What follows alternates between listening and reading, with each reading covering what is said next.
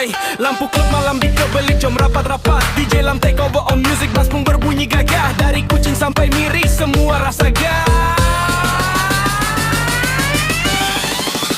Tok bukan biasa, suara from anak Borneo. Mix lagu tradisi dengan techno flow. Bass and drum dalam remix aku letak. Bila drop, semua terus angkat dengan tok.